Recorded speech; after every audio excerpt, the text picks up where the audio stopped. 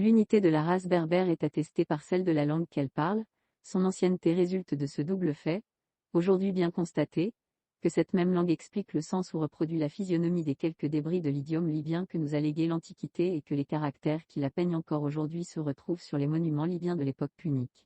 Hérodote avait déjà affirmé cette unité de la race libyenne, qu'il considérait comme autochtone, après avoir parlé des nombreuses tribus qui peuplaient la Libye, des confins de l'Égypte jusqu'au territoire de Carthage.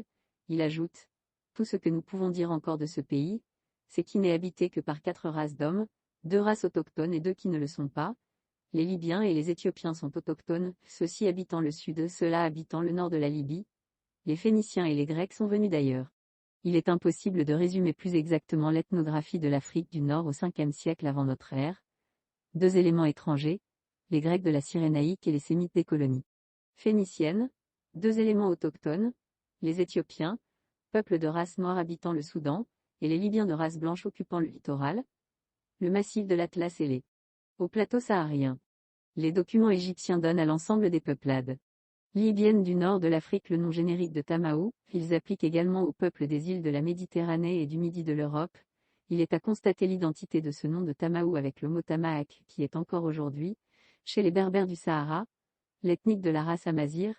Les peuples à peau blanche qui habitaient le littoral méditerranéen à l'ouest de l'Égypte portent plus particulièrement le nom ou plutôt le surnom de Taïnou, peuple à teint clair, qui figure sur les monuments égyptiens dès le commencement du Nouvel Empire, le nom de Libou, correspondant à celui de Liabim ou Loubim, que l'on retrouvera plus tard dans la Bible, comme à celui de Libou qu'emploieront les Grecs, apparaît dans les textes les plus anciens et désigne les habitants de la contrée comprise entre le delta et le Catabatme.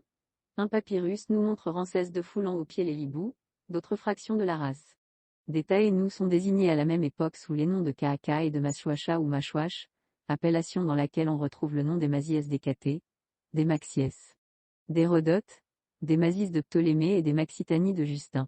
Comme les écrivains grecs qui l'ont précédé, comme ceux qui le suivront jusqu'à l'époque romaine, Hérodote comprend sous le nom de Libyens tous les peuples de race blanche qui habitent l'Afrique septentrionale. L'Afrique elle-même n'est connue que sous le nom de Libye. Il est évident que les Grecs ont appliqué à toute la grande famille berbère le nom de la première de ces fractions qu'ils aient connues, les Liouata ou fils de Lioua, grande tribu berbère originaire de la Tripolitaine et de la Cyrénaïque. Le mot Libou n'a pas d'autre origine que ce nom patronymique de Lioua, auquel les Égyptiens avaient déjà emprunté la désignation de Libou. D'autres dénominations apparaîtront à l'époque romaine, et tout d'abord celle d'Africa, que les Grecs avaient jusqu'alors ignorée. D'où vient ce nom qui semble pour les écrivains latins avoir désigné la partie du massif atlantique qui formait le territoire propre de Carthage, puis la grande totalité de la presqu'île africaine?